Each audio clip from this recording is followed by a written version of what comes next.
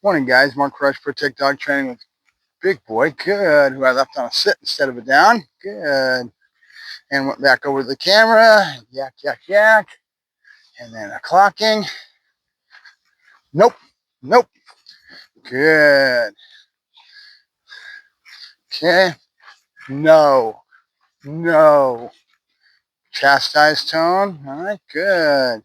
Good. Good. And remember where it all started was the down, right? So mentally, it's all emotional. Most of this stuff is all emotional. Good boy. Pablo J. Good. Okay, so we're setting the precedent what we want. Good. All the way around. Good. Good. Pablo J. Good. Big boy. Yep, good boy. That was good. That was good. Yeah, go. Good. And now I wanted you to see the flow of that, because if you notice what I did, it was all with my intentions, right? My intentions, whether you realize it or not, you project all kinds of things. The dog picks up on all of it, right? And we communicate with the same way, but people don't they're not in tune with it as much, right? We do it so much, we communicate so much, we don't realize that we're reading each other as well, right? But the dogs are just amazing at it. Yes, because they don't have verbalization, right? Good. So again, coming back to human behavior versus dog, right? That's why it's important to understand and always appreciate that the dog is an animal. Nope. And he works and operates in a different realm than you do, and you need to give grace to them. No. What I say? Huh? What is that? Huh? No. Ah, ah. Good. All right. So there wasn't even any food there by the time I got there. If he did get a piece, he didn't know it, but it was the intention. Back to that same concept that I just gave you with the table, with that I want him not to pick stuff up off the ground. So I grab the mouth, open it up, pop him in the nose with the object itself, and then throw it away with a fooey type of an attitude is what you want. There wasn't even anything there, but I followed through with the process regardless, because the intent was what was important. Yes, it was basically to show him that I didn't want him going to the ground to get something, right? Good. Oh, yeah. Good. So much. That was good. That was perfect. And that was set up because of what I did earlier. Good. Big boy. Yep. Good boy. Good. There you go. And I caught it. I caught the fact that he was waiting and anticipating me to spring away. Sometimes we just glide over it. We don't realize that it's there. Well, when I see it right away, I go into the flow of it. I caught the fact that he was holding, and I had made him hold over here on the table to start the session. Good. So his brain went there, so I went there and flowed through with it, right? I had just given him a correction, but put his brain into a different point of view, obviously. Oh, yeah. Good. Good. So never forget that you project your intent to the animal, is I guess what I'm trying to say here, right? So let's set that up. I've got something that's real rough and going to be kind of half-assed looking, but that's okay. I've got what I'll get what I need to out of it. So let's do that. I want to do a trough I was talking about yesterday. You can take chairs. I'll put this on this side because this is my position box. It's been ran over and it's all messed up. So I'll use that as one of the walls on this trough idea that I've got, right? Now this isn't something that's not been done for forever.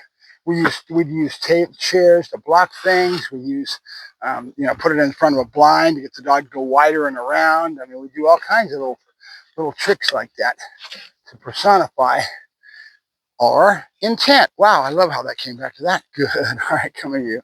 Good. I'm going to do it this way so that my body doesn't block the behavior. Now I've got him, it's only about 2 feet. Nope, nope. Now he doesn't know what it is, so he's checking it out. Good. I see. Yeah. Good. Now my intent is to get him to start to learn to sit straight, right? So this is going to help him with the guiding, mental guidance, right? Good. So I'm going to bring him back closer to the table, to the camera. Nope. So I can get a little bit of flow on this. Going backwards. Pablo J. Good. Good, big boy. Good. And look how that flowed. I love it, big boy. Yep. Okay, we got the yep I want here, don't I? All right, so we got to go backwards again. Come here, but I did that because I had a habit of what I just done. Big boy. No. Come on. Good. Now I pinched a little bit more forcefully that time. I wanted the body correction because he's starting to understand what I expect because of consistency in what I'm putting on him through our training, right? And that consistency is going to be important. When I slowly but surely tighten down the no, I'll put a leash on you and you won't like it a bit. Good, I see. Good, there you go. Good, nope. Good. Bringing up my correction level, what I expect of him. His brain is not where I want it. He wants to go to the ground. No. Good, good. Hey, come here. Good. Here. Good. Here. Yes, good. Here. Little short little bumps. Okay. So now we got a flow that I'm going to work with, right? I'm just kind of working this out as we go. So much comes into creativity, imagination, and training. You figure things out as you're going after it, right? Come here. Come on. Good. I see. Good. And then flow into what we're working on. Now I got this, my cold gear, and it's already starting to warm up and feel the heat. It's supposed to be in the 80s today, though, 85 or so, so it's going to be a little cooler. It's been in the 90s and close to 100. It's been hot the last few days. Been looking forward to it, but when I get up here at 6 o'clock in the morning, it's still crisp. Good, big boy. Here. Notice my voice tone, really nice, distinct command tone. Good. He doesn't know it yet, right? He doesn't know what here means. Good. Yep. Come on. We're gonna go back here. Come on. Good boy. Good. I see. Now we're doing things in patterns of 2s and 3s. Good. Listen to the voice tone. Good. Trying to float it to a nice, calm. Nope. Good. Good. Big boy. Here. Yes. Good boy. Good. There you go. Nope. Yeah. I've got all this guidance and he's still off, but you can't get perfect at the beginning. Think approximation, right? We start with something that basically sets the tone and sets it up to where he starts to understand what this process is going to be. And then we create a pattern and a routine that we can work off of and we grow off of that, right? Big boy, good. Big boy, here. Yes, good boy, good. Yes, good boy, good. There you go, good. Now we're going to try to flow this whole thing into the look game. No. Pressure? Nope. Here. Good. Where does the dog's brain go? It goes to the food on the ground. We're going to have a whole thing on working on that when I get to the park. When I finally decide to go to a pinch, it's going to be tapping his nose out of that, right? We slowly tighten down the screws on what we expect of him. He's only a baby still. We got to always remember that. Good. Big boy. Here. Yes, good boy, good. And my flow with my voice tone, the reward, no. Good, I know that hurt, huh? Come on, come on, slow, come on. Get him away from it, come back to it. Good. Here, good. There you go, good. Yes, good, good. That would be kind of what we term as first event learning, meaning it's the first time you try to do it. I pinch the paw, which comes from other associations. I pinched the paws when we started trying to get off the couch to learn the word off, right? I could have associated that. Good, good.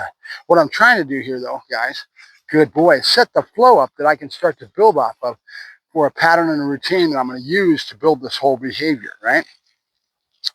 Good. Big boy. Here. Good. There you go. Good boy. Good. There you go. Good. Flow into my voice tone. Yes, good boy. Flow into the behavior. Now this would be a multiple type of event. In other words, there's a bunch of things that have to be chained together to complete a complete behavior that you're after, right? He's got to sit and stay.